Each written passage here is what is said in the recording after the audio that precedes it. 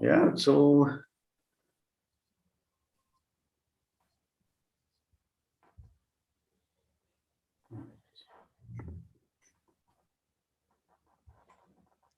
it always gets me, no matter how many times we do it, I'm always nervous. Of course you are. I mean, because we had some bad experiences, and so I have sympathy nervousness for you. Okay.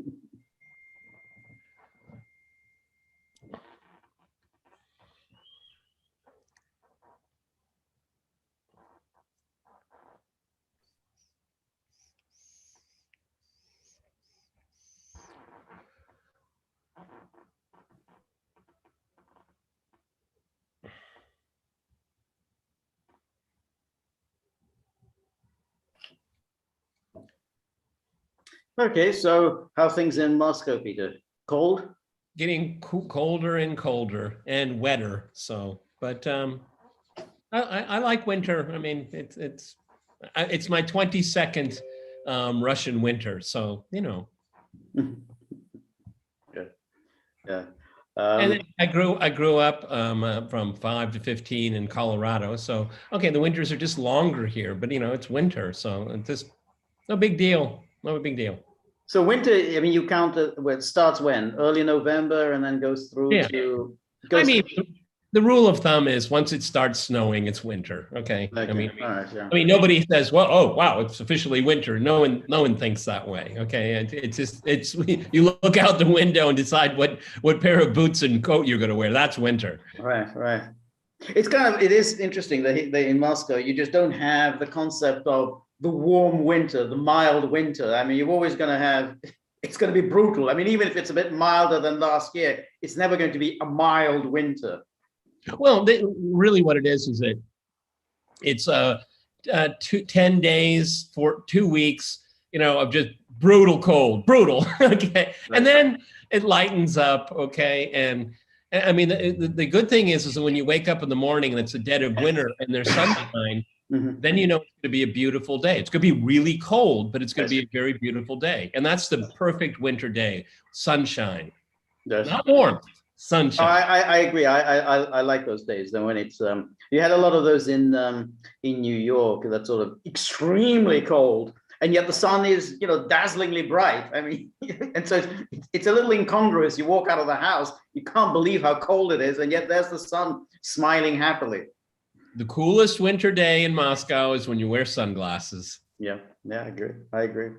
All right, Peter, let's begin. We've got a number of our friends here, which is really nice to see. We've got our friend Nigel Baird here, Harry Smith, Roger Michaud from Quebec, Susanna is here, Catherine White is here. So it's really nice to see all of our friends. And okay, now Biden is now in Rome. There's Arrivederci Roma. So now we're going to have the big powwow. We've got the G20 powwow, and then we're going to have the meeting in Glasgow to deal with the environment. And of course, the New York Times are spinning it. Well, will this be the Biden that the Europeans have been waiting for? The Build Back Better, the America is back Biden, and of course they're optimistic. And that, but in the meantime, we have this strange column by Conrad Black on Newsmax, which I sent you, and he starts off kind of interestingly. Well, I've been talking to all sorts of important people in Europe and the UK. What do they think of Biden? And they all universally have a low opinion of Biden, and then they list all the problems with Biden.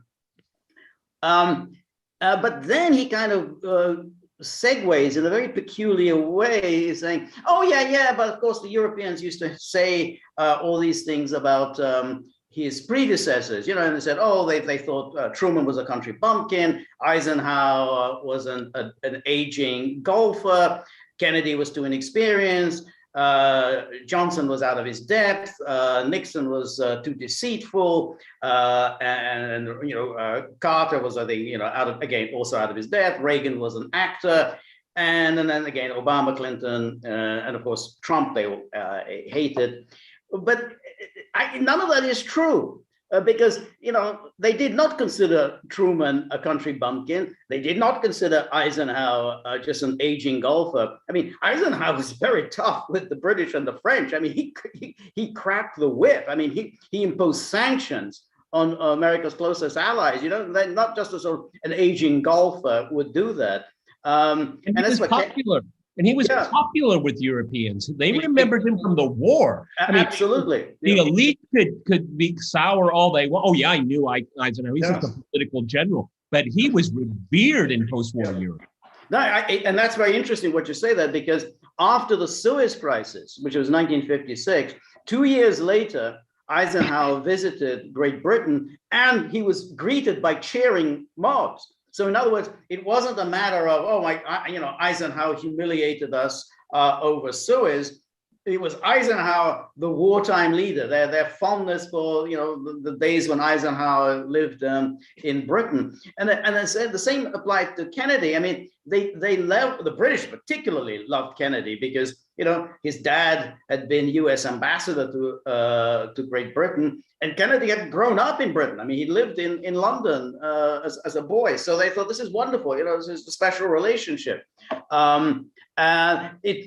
To the extent that they didn't like US presidents, it was always a matter of policy. They didn't like Johnson because Johnson was getting very bogged down in Vietnam. And the more he gets bogged down in Vietnam, the less time he spends paying attention to us Europeans. But they liked Nixon. They couldn't care less that he's deceitful. That just didn't pay no one in Europe, other than of course the European media. Well, who cares about the European media? But as far as European leaders were concerned, they thought Nixon was a very competent president. They liked the fact that he was pursuing détente, and they liked the fact that he was withdrawing from Vietnam. So all the rest, he's deceitful. They couldn't care less about that. So, for a man who's a historian, as Conrad Black is, that was just a very peculiar thing. It was very peculiar because when you sent it to me that you didn't like his conclusion, and I wrote back to you after I read it. Yeah, it fizzled in the end. Right. But it's an interesting article in the sense that it's a critique of American empire in the beginning. Okay, right. And I don't think he realized it. But even if you had quote unquote incompetent leaders, the imperial experiment was there. It's kind of like popes come and go, but the church goes on. Right. And so I kind of read it a little bit that way. His criticisms of individual presidents, I thought, was equally peculiar as your reading was here. But then, really, when at the end of the article, by the time he ended it, it was that these incompetent people with this imperial experiment, this wonderful, because he likes it. Okay, he likes it, yeah. And so it was such a peculiar article because he punches over his weight when he's trying writing. Sometimes he can write really well. Then sometimes he's like, "You're trying too hard for me." Okay, right. Yeah.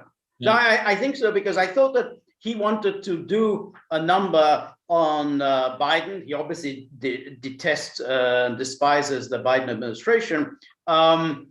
But it's sort of, then he kind of undercut his own argument, because he was then seemed to be saying against, well, yeah, but the Europeans have always been saying this, and that this is a customary European attitude. And if you're going to talk about Europeans, about amongst the European media and against kind of the European kind of pseudo intellectuals, that probably is a kind of a silly envy and resentment toward the Americans. But among European policymakers, they were, who thought Truman was a country bumpkin? They loved Truman's policies. Setting up NATO, the Truman Doctrine, Marshall Plan. These are all policies the Europeans liked. I don't remember anyone ever saying Truman is a country bumpkin. I think this is Conrad Black's prejudices, not European. Yeah, I think so. Yeah, I think so. And George and I, of course, have come across these references that, Ike was an elderly golfer. And he was an elderly golfer. So, yeah. Right. Yeah. But again, even the elderly golf. I mean, look, all presidents have spent a lot of time on leisure activities. I mean, it's a job with a lot of perks. You know, they give you a golf course, they give you tennis courts, they give you a bowling alley, and you know, take your pick. I mean, they all do various things. Reagan did his horse riding, but the only president who I think didn't take any exercise was Nixon. I mean, all he ever did was he went down to the bowling alley and just rolled a few balls, and that's about it. And the story is H.R. Haldeman, one of his senior advisors. The story was, because he was a former military and he always had that crew cut. Yeah. And when his suntan was fading, he would nudge Nixon and say, "We need to go to San Clemente, go back to California. I got to work on my tan." Okay, right. Seriously. Yes. Well, I think so, because Nixon had a very pale complexion, and that famously did him in that debate with Kennedy, because he had that pale complexion. He'd also been sick before that. But he was very pale, and of course that's the famous 5 o'clock shadow that showed up in those days. Everything was in black and white, and in black and white he really did have a kind of very white face and this the 5 o'clock shadow, and people said that really did him in.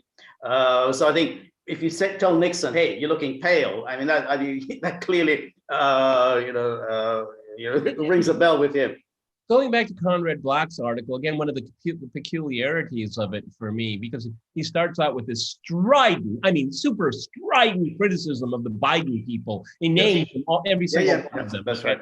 Yeah. And what was peculiar for me is that I would look at these people as these professional managerial class that has kind of had too much inbreeding. Okay. Right. And it for me, instead of this describing the American imperial project, I thought he was getting to halfway through with it. See, and it's because of this inbreeding of ideas, this intolerance, this ideological obsession, that it's dysfunctional. The whole project is becoming completely dysfunctional. But he halfway through, you realize, oh no, he's not saying that. Right, right. It's a very peculiar reading experience. Right. You end up in a totally different place than you expect. That's right. Yeah, no, that's right. Because it seems like he wants a kind of an American empire. It's just that Biden is a very poor steward of the empire. But Black does raise an interesting issue, which is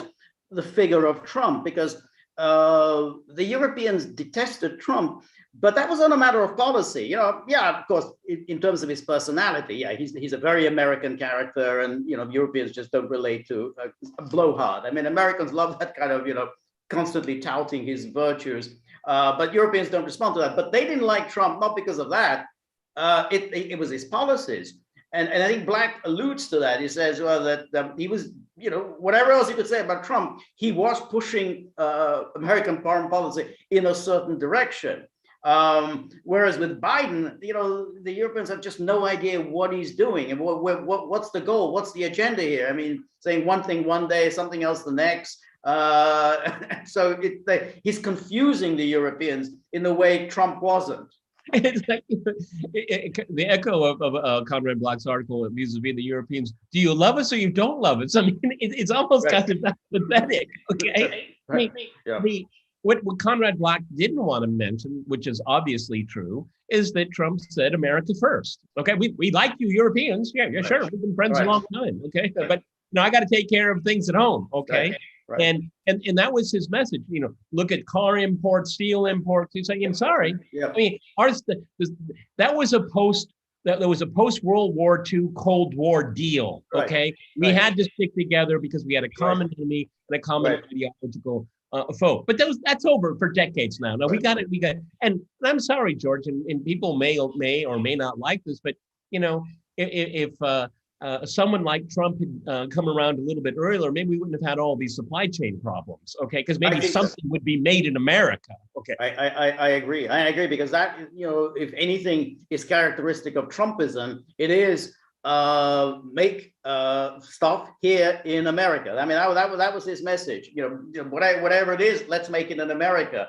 And he was very good at organizing things. I mean, the whole thing about the vaccine, the way he kind of mobilized the resources of the government, it's kind of what he promised that he would do. That he's somebody who is a businessman and he knows how to sort of get things done. And I think that was a very important part of the Trump message. But the Europeans, of course, didn't like it because he suddenly started imposing tariffs on the Europeans. They're like, hey, it's America first. I mean, if the Europeans want to retaliate, fine, go ahead. I think that's a reasonable thing. And then he made the unmentionable, which is the euro is a German racket. I mean, it's the Germans are using this to basically undercut other countries' exports. What a lot of people understand the very big picture of it here is that when the Second World War came to an end, the United States was approximately 50, 53, 55% of global GDP. I mean, half the world of all production, okay?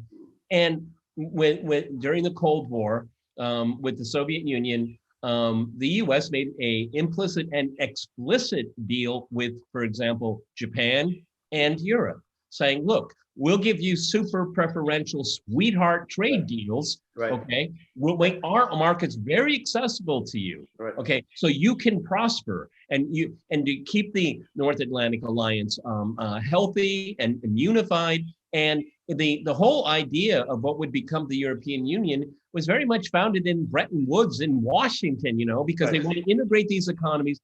And then when you give them all these sweetheart deals, they'll be dependent on us. Okay, sure. Maybe we'll get a little bit shorter of the stick they will get, but still, it's there's plenty to spread around. Well, you could only do that for so long, and then you realize, wow, there are competitors, and we continue to underwrite them. Yeah, no, that's exactly. I mean, remember the realization came quite early. I mean, this was already in 1970 when Germany had to basically revalue the Deutschmark. I mean, that was a moment in which the Americans said, how long are we going to go on subsidizing you? You're already becoming the sort of one of the leading economies in the world, undercutting us, and your currency is still absurdly undervalued. So the Germans are kind of forced to revalue the Deutschmark. But basically, the Germans have still been enjoying this little racket for all of these years. That was 50 years ago.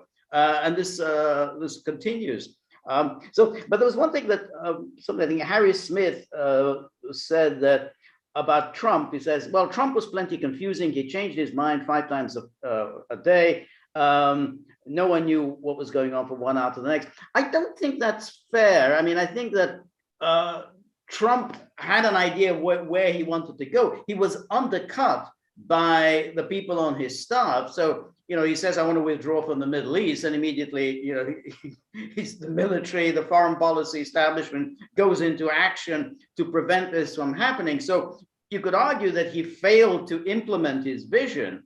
But, he was also a one-term president and he had all sorts of issues during his term.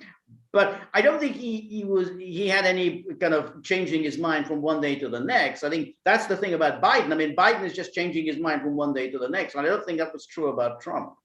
Well, I think we have to kind of dissect that here. I mean, when it comes to economic foreign policy, I think Trump was remarkably consistent. Okay, I mean, and to the and it's interesting the whole tariff strategy that Trump had vis-a-vis China.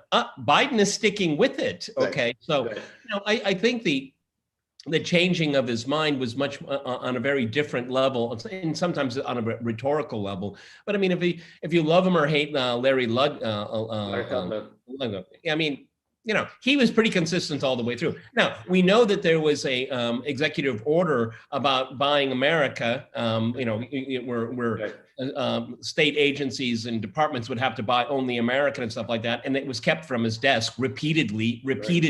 That wasn't him. Okay. It wasn't in his brief here. No, but what I'm saying is that on some core things like economic foreign policy, he was remarkably consistent, if not ineffective at times. On other issues, he kind of flip-flopped all over the place. Okay, but I would argue those are not meaningful things. Okay, that's his personality. Right. But I think that, I mean, I just don't think let's say on Russia and on the Middle East, I don't think it was he flip-flopped. I mean, I think his room for maneuver had been severely restricted. I mean, I think that Obama and the Obama people did exactly what they intended to do during the last days of the Obama administration. They basically sabotaged the incoming team by imposing those sanctions and the expulsion of the diplomats, by issuing that ridiculous intelligence community assessment that Russia interfered in our election. They pretty much, put Trump in a box, because what can he do? He can either retaliate against the Russians, and therefore, that sabotages anything, in any attempt of rapprochement. Or if he doesn't, or as in this case, the Russians said, okay, we're not going to respond to what the Obama administration, the Obama said, so we were right. There is some kind of a secret plot between Trump and Putin. So, I mean, exactly, this was a disgusting piece of deception, which essentially hobbled the incoming administration. Totally destructive for the country. I mean, it's just, and for the world, because of the escalating prices. But it was a very cynical maneuver, and Trump was unable to get himself out of it. Well, I mean, if you want to look at inconsistency and flip-flopping, I mean, here Joe Biden wants a summit with Putin, gets a summit with Putin, and then not too long after he sends Victoria Nuland to Moscow. Okay, right. I mean, where's the consistency? I mean, I don't even want to touch COVID. Okay, mask, no mask, vaccine, no man. I mean, that's all over the place. I don't listen to him because I don't think he knows what he's saying. And then they send Wendy Sherman to Beijing. Okay, I mean, what message are you saying? Right, I mean, right. We've come here to talk to you to say that we're not going to talk. Okay. Right. Yeah, exactly. They have absolutely no idea, whether they. So, on the one hand, they come along and say, oh, well, we're not going to raise the issue of COVID and the origins of COVID, and that might antagonize the Chinese. But we're going to talk about Taiwan. We're ready to go to war over Taiwan. That isn't going to antagonize the Chinese. I mean, so here you have something that actually affects Americans, which is COVID. And then you're now talking about Taiwan. I mean, that is just guaranteed to infuriate China. So this is an example of this lunacy, and not just Taiwan. I mean, they've committed themselves to a number of these islands in the East China Sea. They're ready to go to war with these islands. No, they're not even islands. They're rocks. They're rocks, exactly. They're rocks, uninhabited rocks. That's exactly it. That's right. Yeah. So that's it. That's why people say, "Well, I don't get it. What's the policy here?" And what is the policy? Is the inability to think of an alternative. That's what we're getting down to. We're getting down to just rote reactions, okay, without thinking how the geopolitical scene is massively, radically changing in front of our eyes.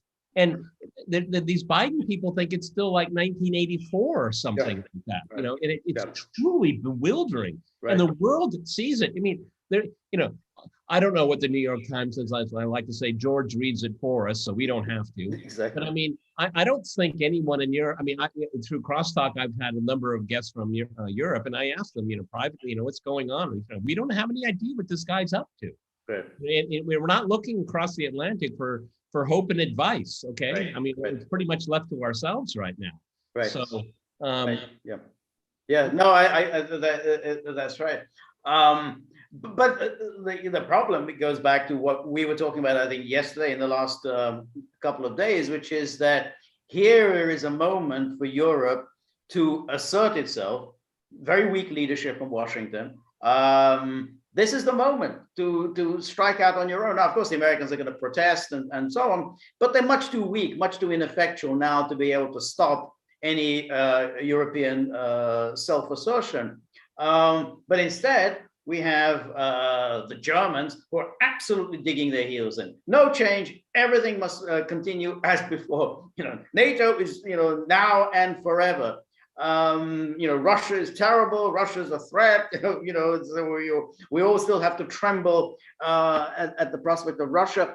And that's it. This opportunity is just being lost. because Well, and the interesting thing is that it's dividing Europe, because we know that Macron feels very differently about that. Right. We on the Gaggle here, George and I have discussed a number of overtures. One particular one celebrating a historical event, which was completely squashed. It was ceremonial, it was rhetorical, but that's where you start, folks. That's where it always starts. Remember ping pong diplomacy with the Chinese? Remember that? Maybe a lot of people here are too young to remember that, but that was the first opening. I said, maybe we'll play a match of ping pong, and it was, you and I growing up was like, wow, that's a big deal. Because we, of course, when you would have these atlases of the world and things like that, and you open it up, and then China was just blank. It was like, we don't know. And we grew up that way, not knowing anything that was going on there. I mean, the first things we ever saw about live China was when Nixon went to China. Remember walking the well, I remember what happened was that there was an announcement. It was a shock announcement for the White House that President Nixon will visit Beijing next February. I mean, that just came out of the blue. I mean, it was a shock announcement. He will visit it. It wasn't just, well, we're going to exchange ambassadors or whatever, exchange diplomats or whatever. He would actually pay a visit to Beijing. That Kissinger had made this secret visit to Beijing to arrange, this visit. So that was a kind of startling. I mean, that was a kind of the first of these Nixon Kissinger surprises that they loved imposing on the world. But yeah, you're absolutely right. What you were saying, because that event was a kind of a ceremonial. Then this French general, the remains of this French general were sent back to France, and then there would be a ceremonial reburial of this Napoleonic general that would be attended by Putin, in the spirit of Franco-Russian reconciliation, and that would have beautiful opportunity for the kind of the détente that Macron has obviously been after since 2017. I mean, after we had that Putin visit, I can't remember, was it 2019 when he made that visit to France? So, and Macron is continually being sabotaged in this. Oh, isn't that a surprise, George? Exactly. Every single time. Yes. See, you have this Atlanticist crowd that does everything they can to sabotage. But see, fine, but so your alternative, I'm speaking to the Atlanticists now. So your alternative is the status quo. Well, how is that really working for you? Okay? Because it's not. And so this is what's really frustrating for me, is that, the inability to think beyond what you have now. And the world is changing under your feet. It's a sliding floor right now. And then what these people do is they just bury their head in the sand and just say, I'll just keep taking the paycheck and keep churning out the propaganda. And it's just not working. The world is changing dramatically. And as George and I have really reiterated a number of times, don't get the impression that the Russians are waiting with bated breath for an invite somewhere. I mean, it's just the reverse right now. It's like, we have nobody. The Russians say there's nobody in Brussels to talk to. I mean, there's I mean, at the European Commission, at NATO, there's nobody there. Okay, so I mean, why bother? Right. I agree. I think it's quite striking. I mean, everyone's dismissing this, but I do as the significance of it. I think it's very interesting that neither Putin nor Xi Jinping are attending this G20 meeting. I mean, Putin has made the excuse about health and COVID and so on. I'm not sure what Xi's excuse is, but I think it's very significant. Hey, you want to, talk among yourself, fine. We've got other fish to fry. I mean, got a bit busy at the moment. But that's the point, you guys. It's the G20. It's 20 countries. Okay, it's not Joe's show. They can't pull it off anymore. Those days are in the past. And on top of it, Joe was supposed to arrive with, his historic reconciliation deal and infrastructure and Green New Deal and Build Back Better. He's empty-handed. He's wearing his shorts. Okay, he shows up in his boxers. He's got nothing to show. Okay. I mean, and so I mean, on every metric, first of all, the U.S. is not focused in its foreign policy. the relative importance of its allies are really kind of negligible, particularly in the European case. Joe, I mean, they have the White House, they have the House of Representatives, and they have the Senate. And by the way, they have a very friendly judiciary, and he can't get anything done. I mean, so who wants to talk to Joe? Right. Yeah, you're absolutely right. We got a super chat, which is very nice from our friend Detroit Rock City, and he asked a question: what do you make of Erdogan selling drones to Ukraine? Any thoughts on that?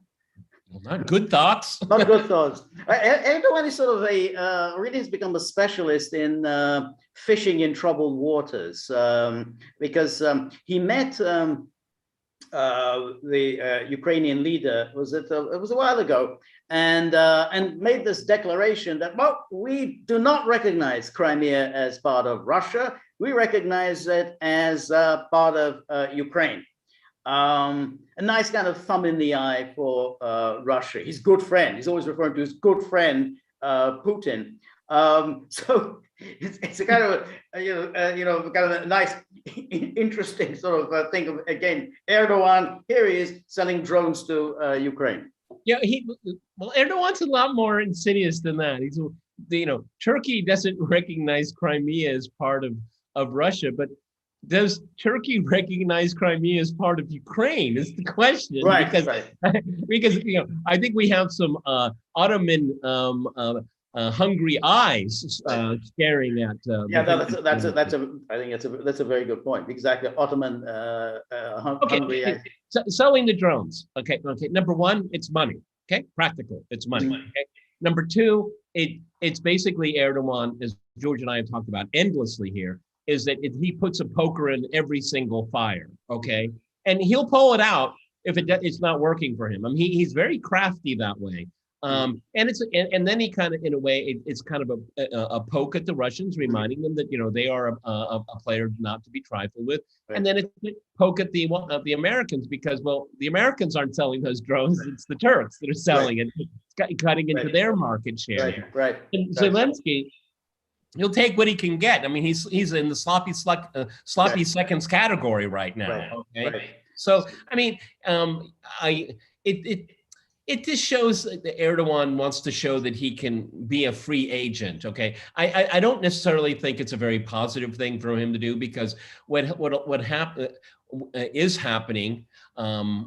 Will happen or is happening, depending on how you want to interpret it, is that he's alienating everybody. Okay. Right, that definitely doing that. It's, I mean, we've talked about this before. It's a very strange policy. He goes to these regularly with these meetings with Putin. Keep talking, my good friend Vladimir, and then he kind of does this. But I mean, I guess Russia's attitude would be, okay, he's making money. I mean, we all make money. We all, make a few bob. We sell weapons where we can. I mean, if Ukraine uses these drones and causes a lot of havoc, kills an awful lot of people in the Donbass, the problem with that between Russia and Ukraine, Russia isn't going to address its grievance against Erdogan. I mean, it will address its grievances against Kiev. You have inflicted heavy casualties on essentially our co-nationals, and we're not going to tolerate it. So, Erdogan can do it, but it's Kiev that's going to be using these drones, and then the consequences will be on Kiev, not on Turkey. Right, because there will be countermeasures. I mean, I have to assume that the Russians know what these drones are very well. Maybe even Erdogan has shown them the technology to have countermeasures against them. I wouldn't dismiss that possibility. That way he keeps the poker in both fires, okay, like he likes to do. Right. So, I mean, for longtime viewers of the Gaggle, George and I have spent an inordinate amount of time talking about Erdogan and his foreign policy, okay? Yes. He's a busy bee. Okay? He's a very busy bee, exactly. He's in Ukraine, then he's in, Armenia and Azerbaijan, then he's in Libya, he's in the Eastern Mediterranean, he's in Syria. Busy, he's getting himself into conflicts with Iran as well. It's a kind of he really is. It's you kind of wonder though how long somebody can just go on juggling all these balls in the air and antagonizing everybody. And I guess Turkey is so strategically located that everyone wants to keep in with him. But I mean, the attempt to overthrow him has already been tried, and he failed. So no one really wants to try that again. The coup against Erdogan. But then the other day he was threatening he was going to kick out 10 NATO ambassadors. I mean, I'm not sure that's going to happen, but that's 10 NATO ambassadors because they criticized the people he was imprisoning. So, I mean, as you say, he's a busy bee. Well, I mean, Erdogan, sometimes, the chickens do come home to roost. I mean, you could make the claim, and I would, that by selling drones to a unstable country like Ukraine, that would probably, most obviously, if they have that technology, will use it. You are in fact meddling in the domestic affairs of Ukraine, and so when you have Western ambassadors speaking what their mind inside of Turkey, well, I could actually see that as meddling in Turkey's internal affairs. But you can't have both. Okay, you can't say you can't talk about my country, but we're going to fiddle around in Azerbaijan, and our arch enemy Armenia, and send our technology, our drone technology into Nagorno-Karabakh and stuff like that. You can't have it both ways. He by complaining, it shows his own duplicity. Just saying, well, people do what they do. Haters gotta hate. Okay, and you have to deal with it. That's right.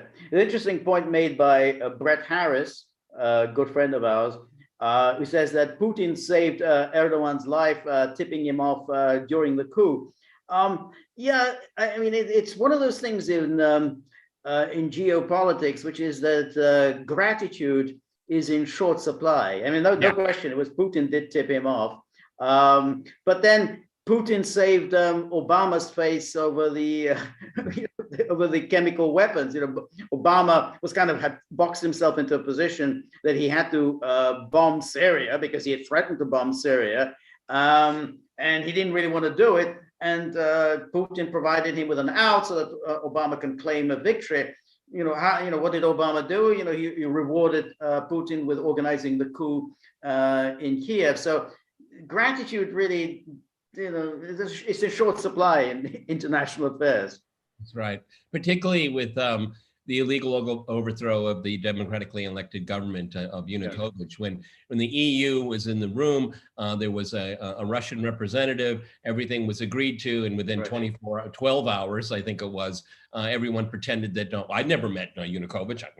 You don't talk to people like that. I mean, that's the duplicity of that, okay? And the Russians were aware of what was going on, and they, again, underestimated the deceit and dishonesty of Western powers. Yes, no question. I think that, and then Putin had gone on to Obama and had asked, will the United States stick by this agreement, the written agreement that of which Russia was one of the observers, but it was guaranteed by France, Germany, and Poland. Will the United States support this written agreement between Yanukovych and the opposition that there will be elections held in December? And Obama said, yeah, absolutely, we're going to support it. That lasted all of about 6 hours before the toppling of Yanukovych, and he had to flee for his life because he would have been murdered. I mean, these people aren't joking. I mean, he was fleeing for his life.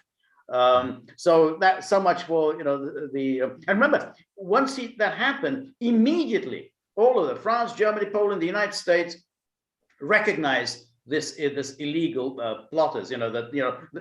These people who are now suddenly in charge in Kiev after Yanukovych fled, they were immediately recognized. There was no, hey, that's his man. Yeah. I mean, you made it. Here we all this solemnly. Well, we don't recognize there's the military coup in Sudan or the military coup in wherever Guinea-Bissau. Oh, we want to return to civilian rule. Hey, we didn't hear any of that over Ukraine. No, and particularly the neo-fascistic elements that were part of the overthrow of that government. They never recognized it. They never talked about it. Okay, right. And so Western values, okay, That's right. and rules-based order, okay. That's right. Was that guy was that Tyanibok? Tyanibok, the one that fascist? And that's that famous photograph of Tyanibok and Victoria Newland. I mean, yeah, she was hanging out with him and Yats. Not Yats, the other one. I think he has a swastika on his Adam's apple. Is that right? I think so. You know, Oh, one okay. of them. Yeah. One of them has this kind of SS regalia. Yeah. That was Tyanibok. So he was meeting, and then there was that other guy. Who was it who visited John McCain? A really nasty guy. I forgot. Begins with A. I know who you mean. Yeah, is it Yarosh? Is it Yarosh? Yarosh. Yarosh, yeah. But because he's the one who's suspected, I think, of conducting the assassinations on that square, on Maidan Square. You know, the sudden, the snipers on the roof. But I think that was organized by Yarosh. So these were the people absolutely delighted to embrace them. Great, this is wonderful. And by doing that, I mean, they have created an enormous headache for Europe, for Russia, for Ukraine. I mean, hard to think of a more catastrophic plotting that the Western powers engaged in. Well, a number of times I've gone to the Valdai discussion group, and always the question of Ukraine comes up. And I am not a particularly favored person there, obviously, with Western journalists. And right.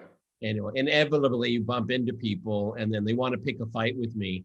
And Russia annexed Crimea, and I said, well, look, okay, I wouldn't use that word. You're not using it appropriately, because annexation is the takeover of a territory using force. Russia didn't use force to take it over, so annexation is not appropriate. But I said, at the end of the day, if there weren't a coup, then Crimea would still be part of Ukraine. So, I mean, look at the origins here. Oh, that was a long time ago. Yeah, it's always a long time ago for you people, okay? Yeah. Okay, and the people of Lugansk and Donetsk, well, that was their president. That's, he wouldn't have been president if they hadn't voted for him. That was their president, and he knocked him out, okay? For reasons that only that you can know, okay? But I mean, he was democratically elected. When Yanukovych was elected, he was congratulated by the international community, okay? And then 6 hours after you sign a deal with him for early elections, you don't even know who he is, okay? I mean, that duplicity, dishonesty, that's what it is, okay? Yeah. And I repeat it all over again, is that if there hadn't been an illegal overthrow of the government, Ukraine's sovereignty would be essentially the same as it is today. As it was then. Exactly. But it's so interesting, because your argument is absolutely impeccable in its logic.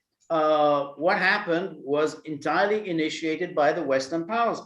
The Russians were, to be honest, asleep at the switch. I mean, they weren't even following what was going on in Kiev. Then they suddenly, they kind of woke up following the coup, and then they realized that suddenly they were in a really serious spot, because these people they were going to throw Russians out of Sevastopol. I mean, they were not going to just tolerate this. So when Russia essentially said, now we have to resolve this Crimean issue, once and for all, we let this drift for all these years since 1991.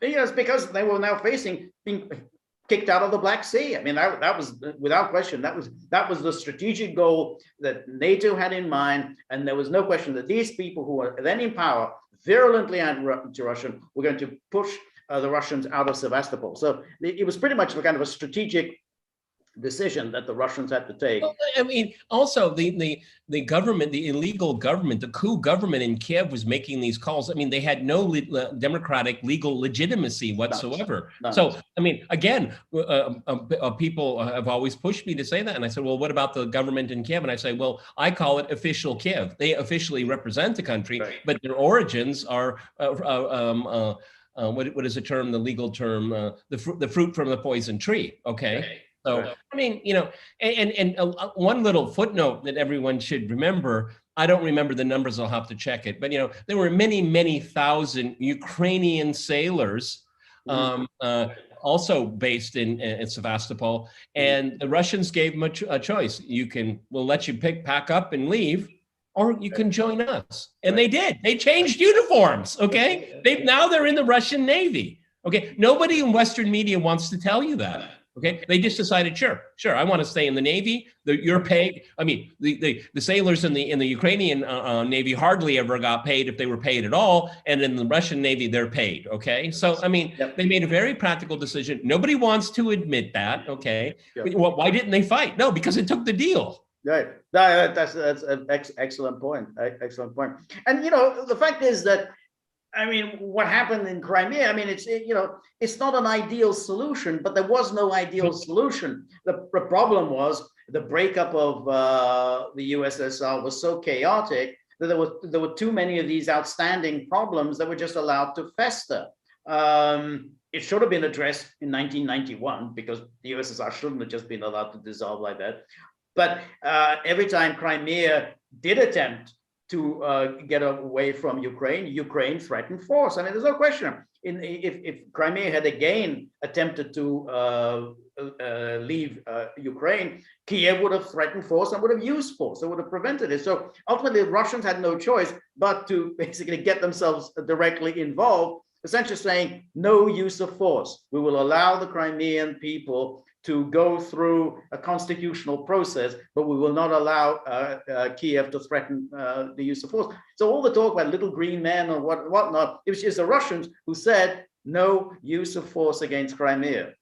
And again, you only hear crickets when it comes to the self-determination of the people that live there. Right. There had been numerous referenda, folks, not just one, numerous, after 1991.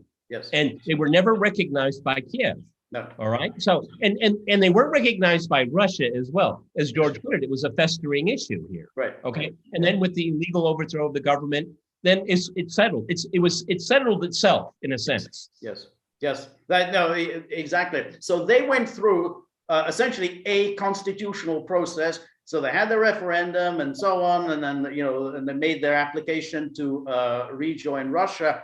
Look, they went through a more rigorous constitutional process than Kosovo did. I mean, in the case of Kosovo, there was a flagrant violation of UN Security Council Resolution 1244. I mean, there can be no unilateral changes. And here, Kosovo just simply declared independence, boom, and most of the NATO powers immediately recognized it. No process. According to Obama, there was a referendum there. That's George. it, exactly. There was a referendum. Wow, I didn't know that, Barack Obama. I did not know that. Yes.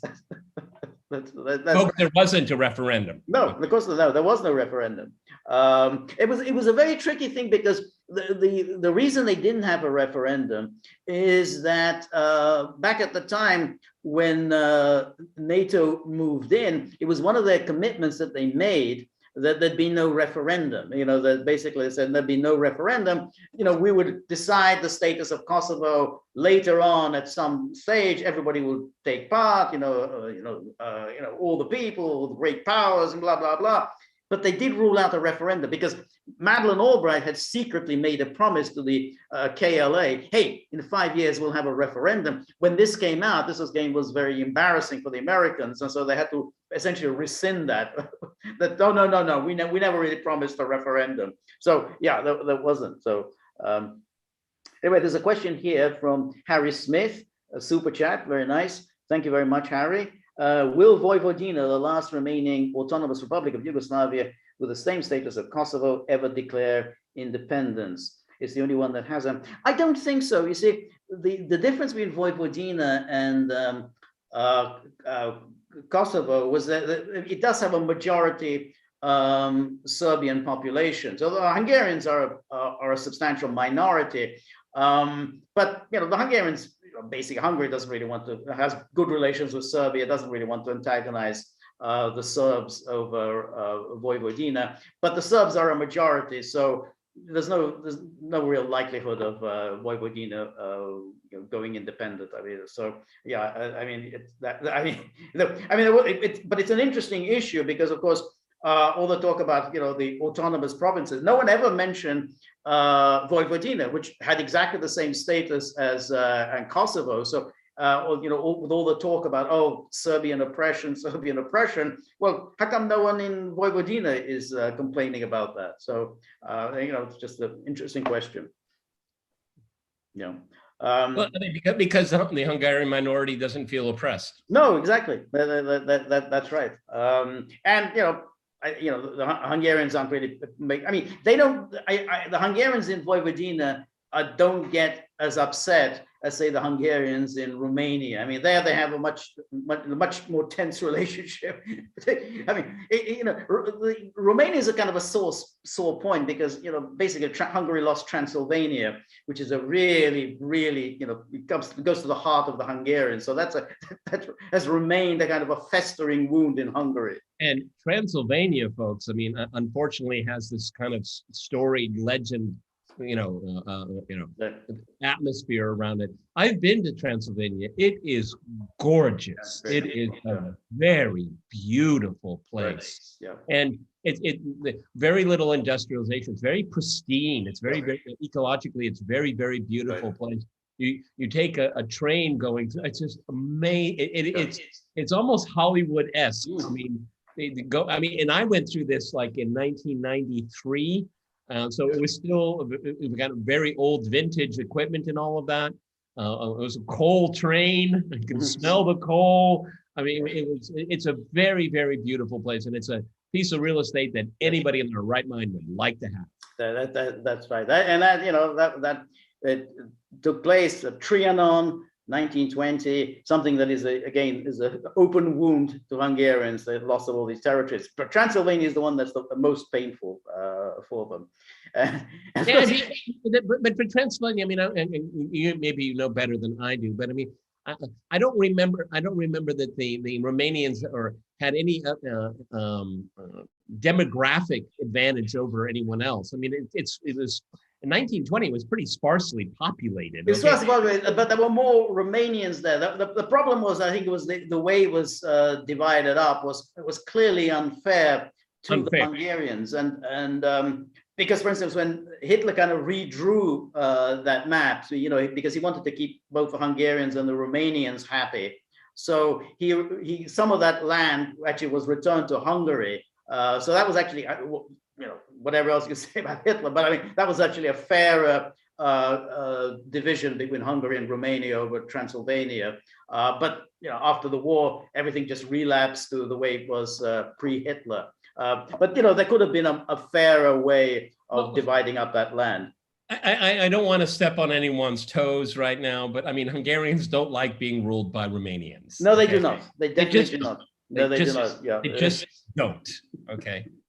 And there's a lot of tension between Romanians and Hungarians, a lot. Okay, absolutely. But I'll say the quiet part out loud is that the Hungarians feel that they have a much more sophisticated culture and their cultural achievements, societal achievements, and they feel that they were deprived of Transylvania just for pure political bloodlust. Okay, it was just to punish them. It had nothing to do with reality. Absolutely. And when it comes to demographics, I mean, Hungarians had a higher standard of living in Transylvania, small businesses and civil servant jobs and things like that. So, I mean, they might have been in a minority, but their weight was much higher with their numbers in the larger scheme of things. I mean, I've dealt with Hungarians and Romanians in the same room talking about this. It's unpleasant. Very unpleasant.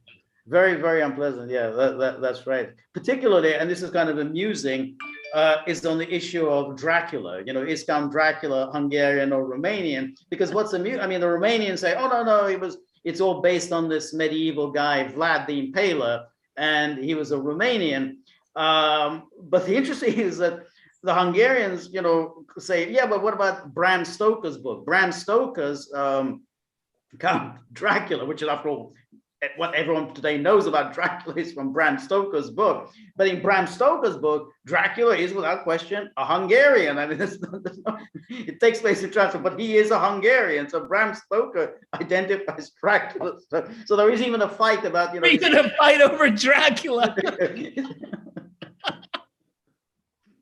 It shows you how sensitive this issue is, folks. It definitely so. But I mean, what you're saying is actually very interesting about the Hungarians being kind of an advanced civilization, because Karl Marx himself wrote a great deal about the Hungarians, and he but I mean, he had a kind of the German arrogance at Marx, and he thought the Germans were obviously a much more advanced civilization than the Slavs. But he said the same thing applies to the Hungarians, because basically Hungarians were ruling over the Slavs. So what was this giant kingdom of Hungary? The Slavs were maybe about 50% of the population. But Marx thought, yeah, that's about right, because the Hungarians are a more advanced civilization. If you're a more advanced civilization, you kind of have a right to rule over others. You have a right to kind of pass. I mean, this was the mentality, the imperial mentality that everyone had in the 19th century, which is more advanced people had the duty and the obligation to help along the less advanced people. I mean, that was the rationale. You conquer people who are basically savage for their own good, because they have to move along, the path of civilization, rule of law, respect for individual rights, and so on. That's our obligation. So, but the one Romanian put it to me this way: with the claims of our society not being as advanced. Well, we're of Roman descent. We're Roman. Yeah. Okay. Oh, okay. You see how everybody moves the goalpost there? First savages when we were part of Rome. Right. Exactly. Yes. Yeah. No. That's absolutely right. That's that claim. Anyway, we have a super chat from Detroit Rock City. Thank you very much, Detroit.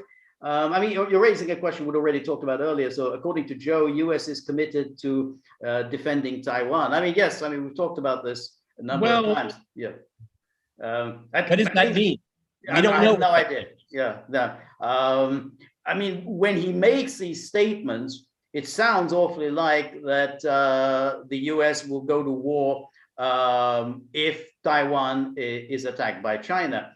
That's a departure from previous U.S. policy, which was to remain ambiguous. I mean, about how the U.S. would respond, which is kind of what you're supposed to do. Strategically, you don't spell out what you're going to do, which is why also when this Annegret Kramp-Karrenbauer. You got to think for her. You got to think for her when she started talking about, well, we're ready to use nuclear weapons if Russia threatens any NATO state. You're not supposed to blurt rubbish like that out. I mean, you're supposed to maintain the strategic ambiguity. You don't say like that, because when you say it, it just infuriates other great powers, Russia or China. Let's see the reason why, ever since the exchange of diplomatic missions, that both countries agreed. So you have to remember, China agreed to strategic ambiguity too. Right. It's not one-sided. Right. So that was a way to establish diplomatic relations and basically saying, we're going to put this piece aside, okay, because we can move forward in other fronts here. And so it worked for China and it's worked for the United States. So when Joe Biden at that town hall blurted that out, which of course all of his aides walked it back, okay. Yes, had to, right. Again, it's something that George and I talked a lot about, and media wants to move away from it. I'm obsessed with this Mark Milley thing, calling the Chinese. Yes. So here you have, the chief of staff calling the Chinese, I'll give you advance notice if Donald Trump wants to go to war with you, and then speed up to Joe Biden saying, yes, we will back Taiwan if there's an attack. I mean, this is the caliber of people that that are making decisions right now. Right. I mean, all that does, you know what that does? It just makes the Chinese more nervous. Okay, you've worsened the situation that didn't need to be worsened. Yes. Yeah. No question. I mean, I think that with Milley coming along and saying, the United States is not about to attack you. I mean, when you say that to someone, your conclusion is, yeah, the United States is making plans to attack us. I mean, no one's going to be reassured by that. I mean, this is, these are great powers. These aren't just, people in a bar, chatting over a glass of beer. You say, oh, no, we're not about to attack you. He's saying, yeah, they've obviously got plans in the works to attack us. So it was an absolutely, insane thing for Milley to do. This is the chairman of the Joint Chiefs, essentially recklessly endangering American security, because who knows how the Chinese might have reacted to such a telephone call. I mean, they might well have launched a preemptive attack of their own. I mean, it's like they don't know what's going on. Yeah. So this is like a real life Dr. Strangelove, folks. I mean, I'm serious. I mean, it cannot be underestimated, the importance of this thing and how it might have already changed the dynamic. Okay, right. Is that so they're planning. They're just not doing it now. They're planning for. They're planning, okay? Exactly. One conclusion you can draw. Yeah, exactly. Planning. So hey, maybe not tomorrow, next week. Like was it like General Turgidson said in Doctor Strangelove? They're going to catch us with our pants down. I mean, so that's how they might be thinking. It's an amazing phenomenon, and that's in the game. I mean, if you want to ask how do the rest of the world look upon the United States? I mean, oh, America's back. No, they think this guy is the chairman of the Joint Chiefs, and he's dabbling in this, nonsensical kind of diplomacy. It's absolutely insane.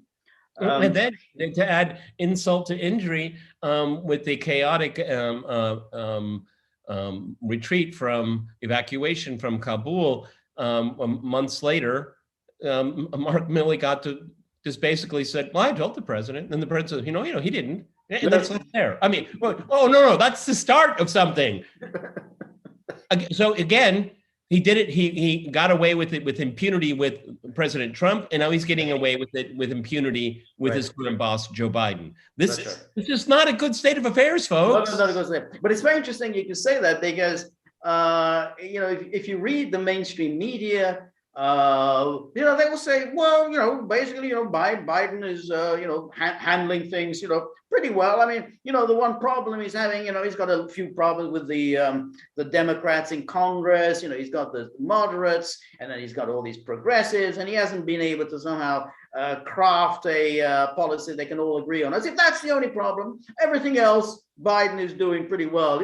If only he can get this bill through, he's going to soar in popularity. That's the impression you get in the mainstream media. I mean, I'm not exaggerating. You read that's their view. He's doing a pretty damn good job. It's just that he can't get these Congress people to agree on a plan. Because he is unable to lead. See, This is what leadership is, folks. Mm-hmm. This is what leadership is, and he lacked it. As Richard Barris, he was on Crosstalk, and I think it was he that said, Joe Biden still thinks he's senator. He still thinks he's a senator. Without question, he does. I mean, he kind of blurts this out. I mean, for all I know, today in Rome, he might have blurted this out to somebody. We in the Senate. Who knows? But I mean, I think there's no question he fails to lead, and he allows himself to be made an absolute fool of. I mean, we have Milley, who undercut him, just simply said, no, the president is basically telling something that's untrue. That's not what I said to him. He continues to serve. I mean, this isn't even a retired general saying, oh, no, I didn't say that to the president. He's continuing to serve as chairman of the Joint Chiefs. No, he's completely wrong. That's not what I said. And he doesn't get punished for it. And then you have, Fauci continues in this job, a kind of a national embarrassment. I mean, even if you look at the polls, I mean, he has really sunk in the polls. I mean, he used to be everyone's favorite uncle. I mean, everyone just detests him. But Fauci continues in his job. And Harris, I mean, she just openly treats him with contempt. I mean, I read various reports. I don't know how true they are, that Harris is kind of already measuring the drapes in the Oval Office. It's actually serendipity for Harris, because she wears that mask, so we can't see her drooling for power. Okay, it's interesting. That works for her. That works for her. I agree. That's a very good point. Exactly. We don't get to see her licking her chop. Okay. That's right, yeah. No, but I mean, it's good. Let's stay with this point of leadership, because I think it's really important. Is that he's a leader, or a quasi-leader, a weak leader of his tribe, because he's tribalizing things. Yes. Okay. So he's already dismissed half the country. He doesn't care. Yeah. He's not making any effort whatsoever to reach out whatsoever. And this is very, very dangerous because we have an election coming up in Virginia, which, I don't know if you noticed, but even Sean Hannity on Fox News is too scared of a Fox News poll in Virginia. That's exactly.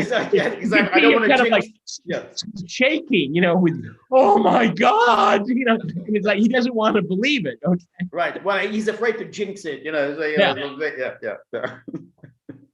No, that's lack of leadership is it's very, very corrosive. And it's I brought up the issue before. I mean, this is not like a debate of like going back to the moon. Okay, right. These are things that are affecting people on a very, very direct and painful way. Right. And we see through Circle Back, Jen, they don't really have any idea of what to do. No. The lack of leadership and trying to do things that he really never had a mandate to do. I mean, he never had a mandate to push ahead with some massive infrastructure bill, with a massive budget. There was just never a mandate. When you try to do these, when it's you've got a 50-50 Senate, you are going to run into trouble. and it was inevitable that he's not going to be able to, having made all these promises to those the AOCs and of the world and so on, they're not prepared to, we want everything. We're not going to wait. Whereas he could have done and said, look, basically I've got a 50-50 Senate, get some modest package together and then hail this as the greatest political victory America has ever known. They could have done that. Instead, now he's stuck with this. And try as he might, again, whenever they'll come to some kind of an agreement, but no one's going to be happy. Whichever way it goes, no one's going to be happy, even though the media are going to hail this as Biden presidency has now finally come into its own. But it'll be gone within 24 hours. Everyone will forget about it. I don't know if you saw it, and I'm not a avid consumer of Saturday Night Live, but they finally did a skit on Biden. I think I saw it. Yeah. I really didn't get it because I was watching it on the Metro. So I mean, I didn't hear it very well. But anyway, my only thought was, he's being visited by Joe of the past. Yeah, I did see that. Yeah. I didn't get it either, to be honest. I didn't get it. But what I think is the real motif there that's in Joe's mind as it is, it's the ghost of Obama that bothers him. That's what it is. Okay. Right. And it's one of the reasons why he wants to go big, because he wants to go down in history, because Obama, I think he probably had some kind of Stockholm syndrome with him, constantly being berated, underestimated, lunch bucket Joe.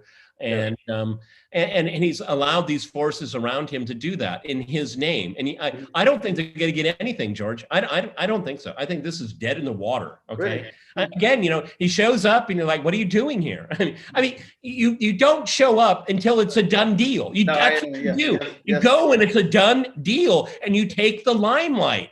Sure. You don't go there and, leave a crumb trail and hope people notice you. Right. This is not how you do things. Right.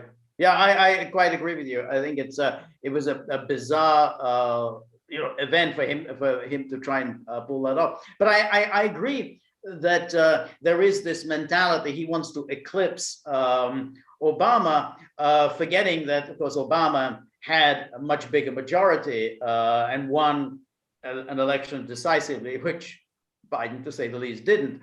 But there's an interesting parallel again between Johnson and Kennedy. Johnson very much in the shadow of Kennedy, and then tried to enact a huge legislative program, and plus, fight the war with success, kind of real guns and butter policy. Absolute disaster. I mean, presidency, anyone could have predicted there's a presidency that would collapse in no time. But it's likely, though, I think, as you say, that he's not going to be able to get anything done in the way that Johnson did that, because Johnson had a big majority to work with. Biden doesn't. So yeah, you're right. I mean, he's just gonna have to toss one thing after another out of the window, because there's no way he's going to get that through. And plus, given the tone and tenor of his time in office, the Republicans going to say, we're not going to give you anything. Okay. Right. There's no reason. You treat our parents as domestic terrorists. You have no patience for us. Right. I mean, that's not the way you lead. You just don't lead that way. And it's really odd for someone that's been in politics for so long that can't get the simplest things right. Right. Yeah, I agree, because exactly that's the whole point. That was the rationale of the Biden candidacy, is that, well, I've been doing this for so many years. I've got friends both sides of the aisle. I can get things done. And it's clear that he can't get things done. And it kind of, basically. It's not just obstruction, folks. He can't get his own tribe in order. That's it. That's why I keep talking about leadership. I mean, obviously, you need to have the good fight with your opponent. That's fine. That's fair. Okay, but I mean, if you allow yourself to have one hand tied behind your back, right, and then you say, well, you're tied up like this. So it's the Republicans. No, it's your party. It's you. But now we get to an interesting point, which is that what happens on Tuesday. All right, he's gone. There's not going to be any kind of an agreement between now and Tuesday. I mean, that's not going to happen. So now Tuesday happens, an election. If McAuliffe goes down, the various Democrats who are in the red states or even purple states, they're not going to go along with Biden's agenda. I mean, they can say, hey, they'll see the writing on the wall, and that's the same with in Congress. They say, look, this is nuts. We don't want to commit political suicide. This guy has no clout. He's being rejected by the public. Well, I mean, and then you bring in the big guns. Right. I don't think they're big guns. Barack Hussein Obama shows up, and then Biden shows up, and I think I'll have to be fact checked on this, but invokes Trump's name 16 times. Okay, right. It's not working, folks. Right. It's not working. And then you bring in this Abrams woman, who apparently, for some people, she's the governor. The governor of Georgia. Yeah, but Trump supporters won't recognize the outcome of the election. But she's still governor. That's right. You are threatening democracy by refusing to recognize election results. Oh, and here's Governor Abrams. No, but what that first of all, that's an insult to the local electorate. Okay, this is Virginia. Okay, and seeing that we bringing in the swamp characters from Washington, which is very close by. It's a very short drive. Okay, right. And then you have this businessman that's basically self-made, right, and actually took on board what people are thinking about. Okay. Right. Yes. So, I mean, the Democrats, this is just a dumpster fire that they have created, okay? Again, they're totally dismissing and insulting your political opponents, okay? You're not saying, we can work it out, we can find a compromise. No, you are bad people. That's what you are. You're bad people. You can't win elections that way, okay? No, I absolutely. You cannot do it. And, I don't know whether you saw Merrick Garland's performance in Congress. Yeah. I mean, it was a disgrace. It was a disgrace. They kept pressing him. What was the basis of your evidence for, when you wrote this memo about domestic terrorism and then this threat of violence? He couldn't answer the question. They said, what was it? He said, well, it was obviously this letter that you got from this board, and this board has now walked it back because their prize piece of evidence was this event of this unfortunate father who was very distressed about what happened to his daughter in Loudoun County. That was the sum and substance of your evidence that there was a terrorist threat. And he kept worming his way here and there, trying to say, oh, there was a lot of other evidence. So what was the other evidence? Name this other evidence. Well, I can't really go into that, but that's it. It was entirely based on this damn letter from this school board association, and they got it wrong, and now they've walked it back. And can you imagine an attorney general of the United States basing such a memorandum on this one piece of evidence, nothing else? I mean, it's just shocking. And I learned about it from the media. With your vast resources, you have to learn it from the New York Times. Right. Yeah. It's yeah. I don't know. I'm sorry. I usually, I probably should. I try to avoid saying I like to avoid the optics, but where does he get that voice from? I mean, it's like, you know, Yes. he's teetering. Yes, he does. He does. It's, yeah, you know, he was a very unimpressive person. He's like physically, he's a very unimpressive. You know, but that voice is annoying, and it kind of, you know, encourages the senators to go after him. Aggression. It encourages aggression. Yeah, it does. Yeah, exactly. So there's an interesting point that was made here by on a slightly different topic about Brett Harris. He says here, before Russiagate, the Dem supporters didn't hate Russia. It turned normally rational liberals into raving racist lunatics, calling their fellow Americans Kremlin stooges. Well, you know, that's an interesting question. I mean, when did the Democrats really turn against Russia? I think that they turned already sometime before Russiagate. I mean, Obama, yes, that was that famous meeting with Medvedev when he said, well, let me get through this election and so on. But the Snowden affair, I think, created a lot of bad feeling. And you know, and again, this was an attack on Russia, and I think also the Syria, you know, when basically Russia stepped in and, you know, put an end to America's plan. So I think the Democrat hostility to Russia definitely predates Russiagate. And plus, we know now that Victoria Nuland was pursuing her machinations. Yeah, exactly. Okay, Yeah. so you know, you can make nice and you can send emojis and stuff like that, but the policy was already in full gear. Okay, that's right. That's a very good point, and that's 2013 to 2014. That's absolutely right. Yeah. Yeah. So I mean, they were looking to flip Ukraine, okay, Yeah. and so it's all there. I mean, and you see it all through, also through Eastern Europe. You know, they don't want any kind of fifth column, and also it was an attack on populism, which rightly or wrongly, and we can do a separate video about this, but Russia's affinity or lack of affinity with the populist movements of Europe. That was a red flag for the State Department. Yeah, I agree. I think that all of that. I think the hostility toward Russia was is long-standing. I think it really, you know, began when really went into high gear when Putin assumed the presidency. Because during the 1990s, you know, they loved this Russia that, you know, was just ready to roll over for the United States.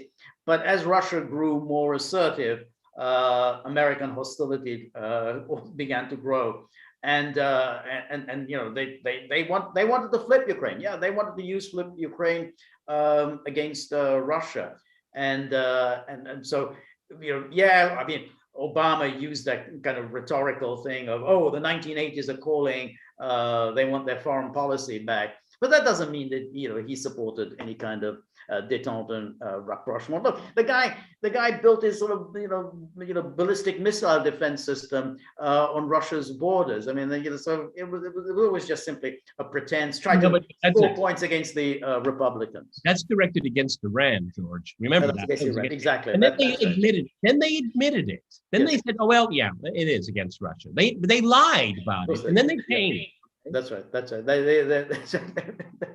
Yeah, exactly. They absolutely lied about that. And imagine that the Russians are just so stupid that they're going to buy into that. So, oh no, this ballistic missile defenses we're building here in Poland, Romania. Yeah. That's all. That's all directed at Iran. So why would Iran want to launch a missile against Europe? I don't know. Yeah, exactly. Then, you know, that's that's the way they do the thinking. But it kind of is interesting, though, that the intense hostility towards Russia is also, and I mean, we've talked about it many times before, there is a feeling, not just the populism, but the cultural conservatism. If there's one powerful enemy in this world against wokeism, then that's Russia. I mean, that they're the ones who are really opposed to this. And it's a kind of a kind of immovable object. You can always push Orban around or push the Poles around, but tell them to shut up. Otherwise you're not going to get a penny out of us. You can't do that with Russia, and I think it drives the Obamaites crazy. It was a few years ago.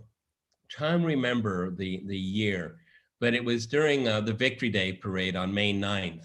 And it was, tensions were high, international tensions were high. And the defense minister, Shoigu, and it was very, very startling for a lot of people, because the defense minister leads the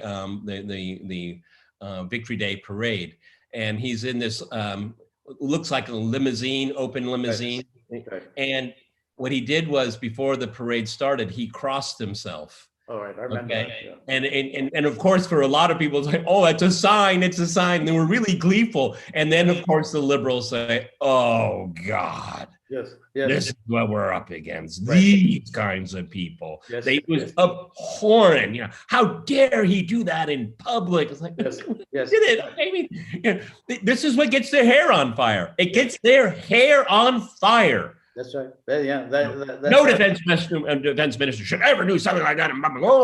You can see the smoke coming out of their ears. That's right. That's right. Yeah. I remember when you were on Crosstalk, and I think I took part in that. It was already some years ago. It was about the issue of Russophobia, and one of the people participating in that discussion was the guy who died recently, Nekrasov, Alexander Nekrasov. And he was talking about how Westerners who were celebrating Pussy Riot, and they say, oh, Pussy Riot, all they were doing is they were interrupting a church service in the Church of the Christ the Savior. And of course, as Nekrasov pointed out, the Westerners know nothing about this Christ the Savior. The whole point was that the Russians rebuilt this amazing church that was destroyed by Stalin, to make way for the palace, to build the palace of the Soviets that was never built. And then Khrushchev turned that, essentially a wasteland into a swimming pool. And the Russians diligently rebuilt every single aspect of it to be as it was. And, it basically, as Nekrasov said, this was a homage against Stalin. This was the Russian people expressed their hostility to Stalin to rebuild this thing. So when Pussy Riot came there and interrupted the service, they did something really, fundamentally antagonistic toward the Russian nation. And that's why, they got themselves into the trouble that they were in. But the Westerners didn't, they're just expressing themselves. They're artists. I'm not sure what art Pussy Riot ever created. Yeah, well, if there's some kind of entertainment music band, they don't have one single, they don't have an album, they've never been on tour. Right. And how is it that they travel around the world if they have no sales? Right. Yes. Wonder who's paying for it. Okay. Yes. So see, George brings up such a fundamentally important point. Is that they say, oh, this is just a form of free expression. Well, what about what the expression does on society? Right. As George has pointed out, I have visited that church many, many times. It's awe-inspiring. Okay, right. Particularly on a beautiful day when the sun is shining. But it is a form of asking for redemption for such right. a terrible sin committed against the people. Right. And people, and I'm sorry, if in the West you don't understand that, that's your problem. Okay, that's your problem. It's not the problem of the people that felt slighted. Okay, because they know what they believe in. Okay, and they believe that no one should tell them how they should feel about when a church that they love for so many different reasons is desecrated.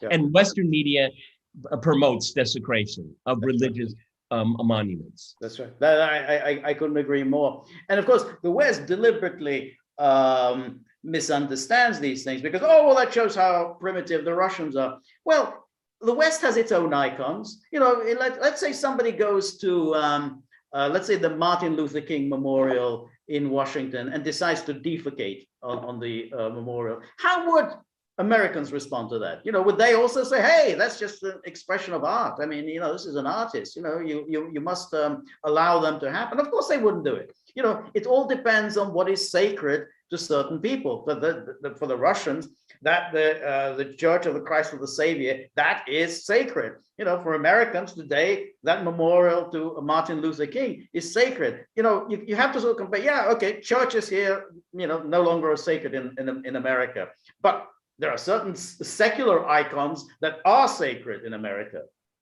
Yeah, and why are you imposing your values on other people? That's right. Yeah. The Russians are not imposing their cultural values on anyone. Right. Exactly. That's a very good point. Yeah. Yeah. Exactly. I mean, I think it was Chirikov before he died. He was a great ambassador to the United Nations, really great ambassador. Yeah, right. And he to Samantha Power, he said, when will Pussy Riot do the St. Paul's in their tour of St. Paul's Cathedral? You know, of course, she turned her head away and stomped out. Okay? Yep, and it looked like to me a cocktail dress, but that's my. That's right.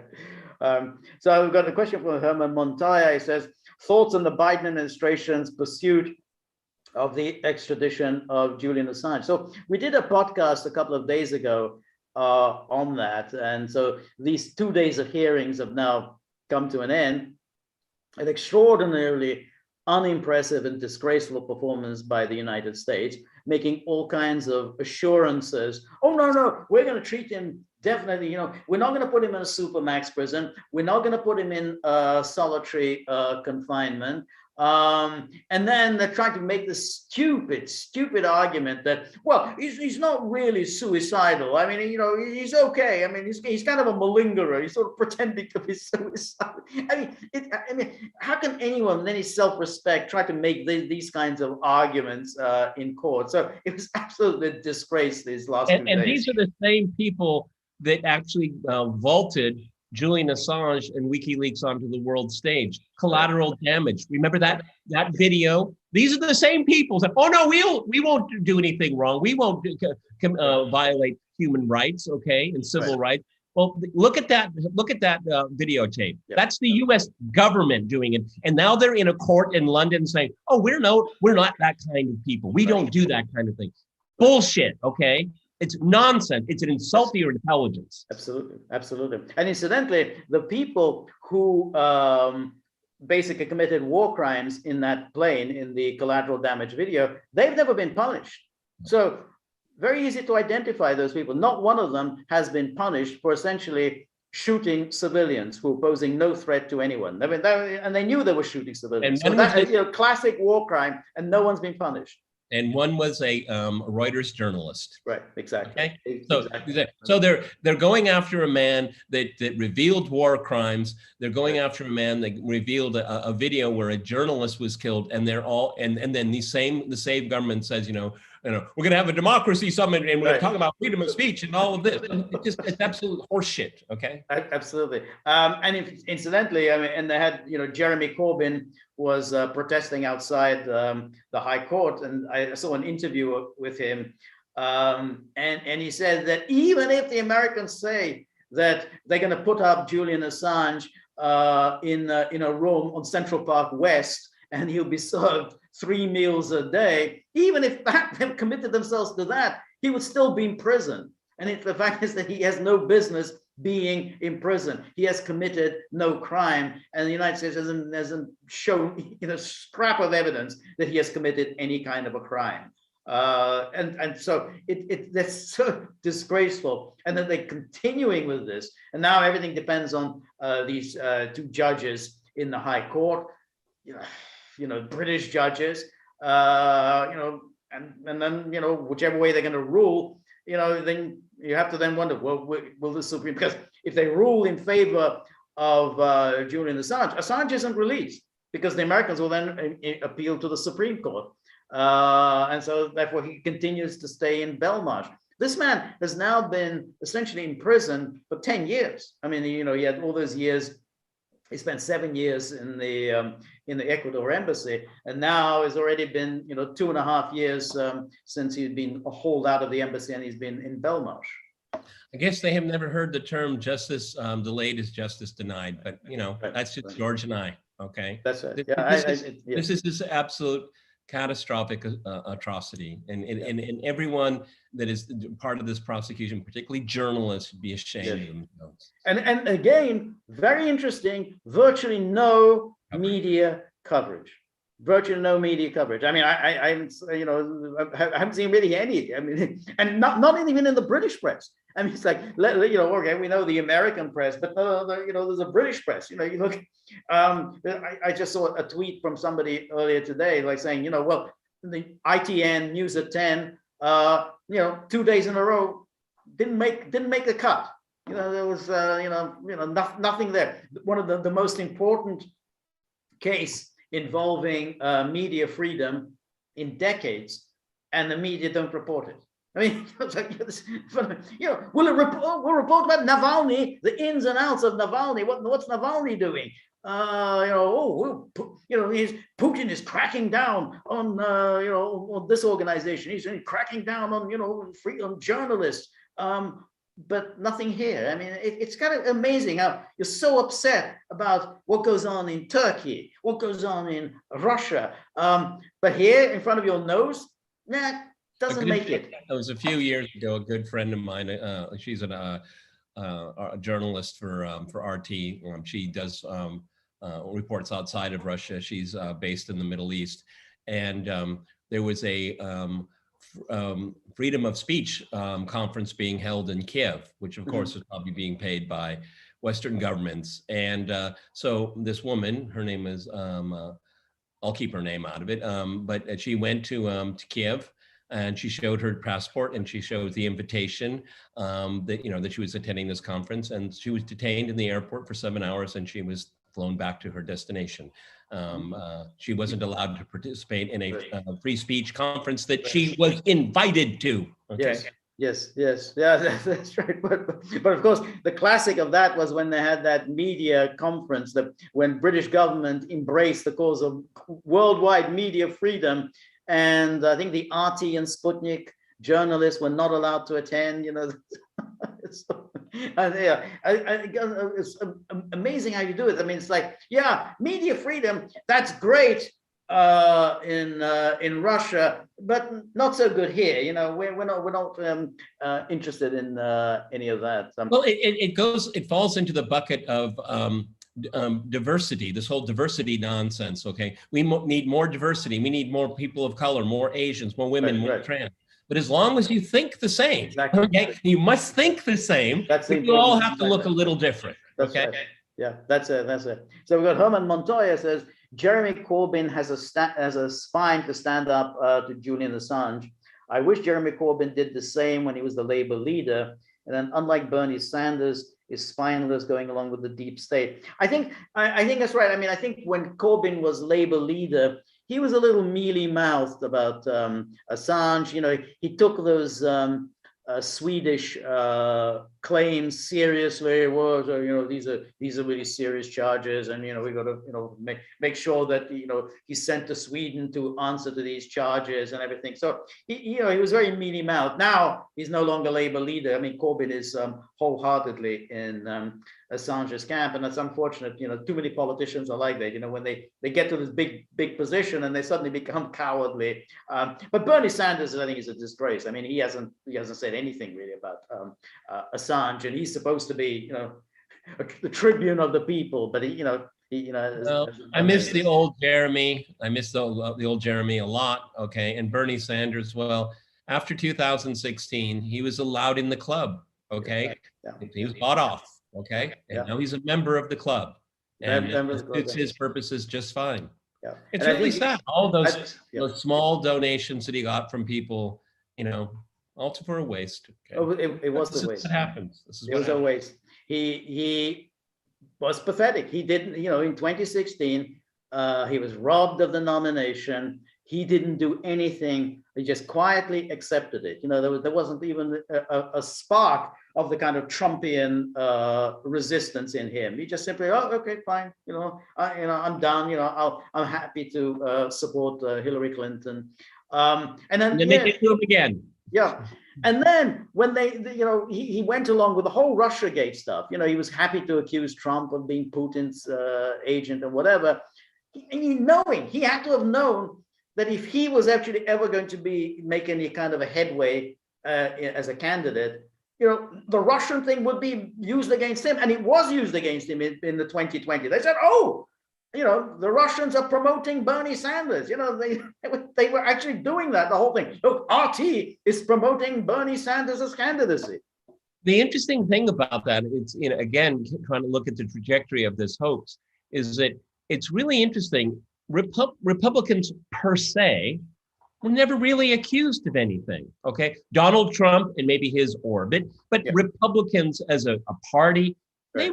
they were untouched. Okay, yes. But this was the Russiagate was a very valuable cudgel to go after progressives in the Democratic Party. Right. No, and it won. It worked like a charm.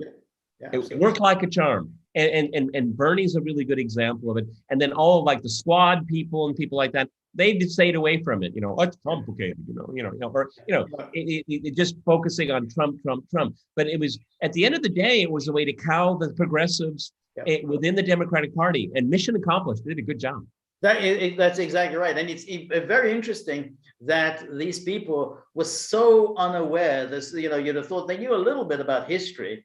And then know how you can use the Red Scare and all the accusations of un-American activities, essentially to crush any kind of leftish opposition. And they went along with it. They were happy to go along with it.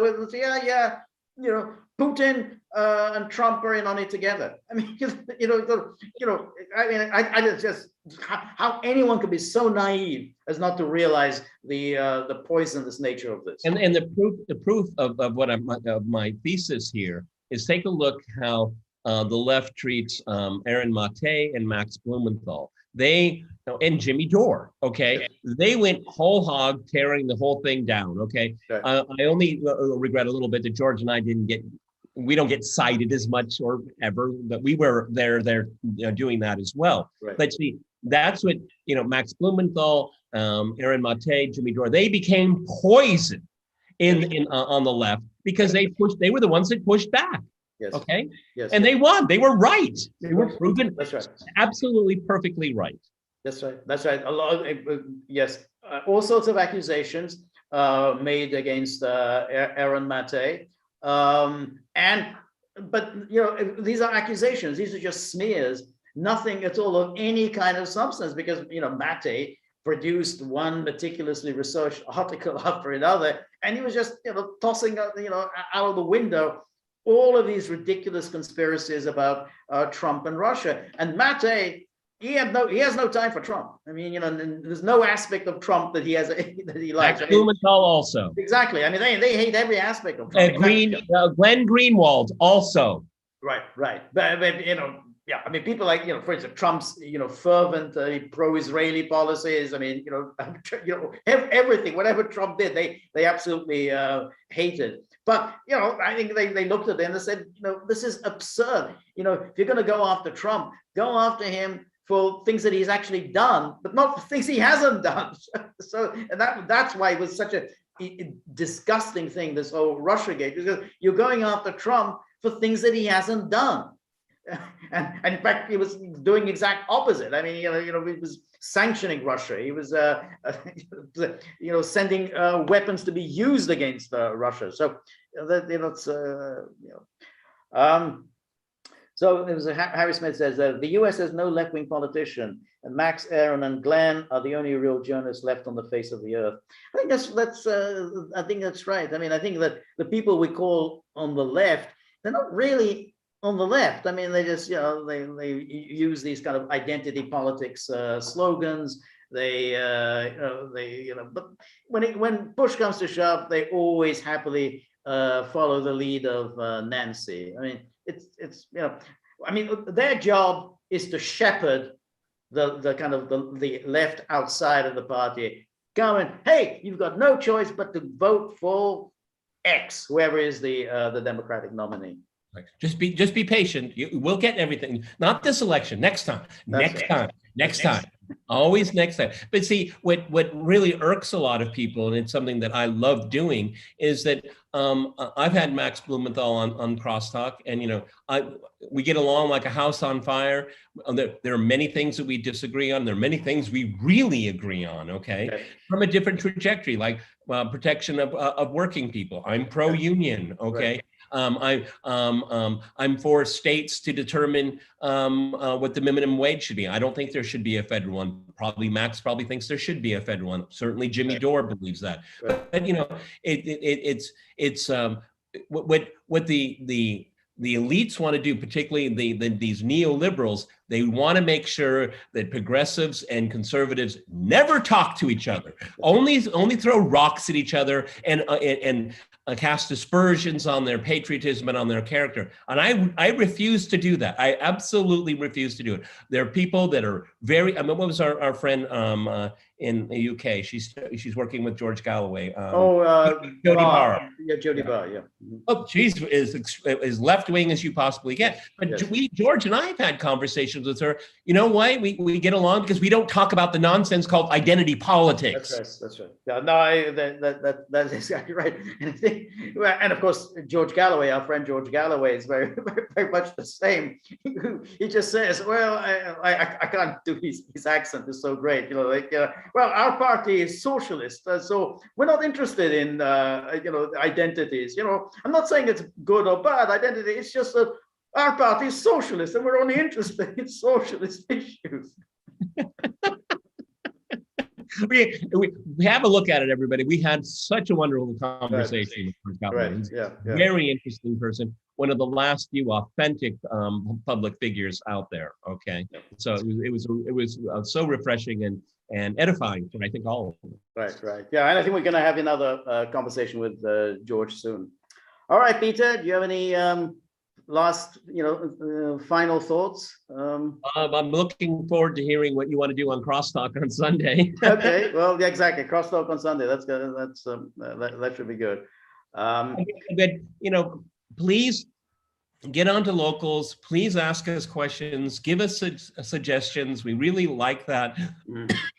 Excuse me. Our contact with the public through Locals has been very, very interesting. It's really refreshing to have people that are like-minded or like people that like to challenge us. Okay, which George and I love a good challenge. Okay, because George and I spend a lot of time in our life reading books and studying history and all that. We like to put it to good use. Okay, exactly right. So yeah, please join a Local. You can be even a paying subscriber. That would be very, very helpful to us.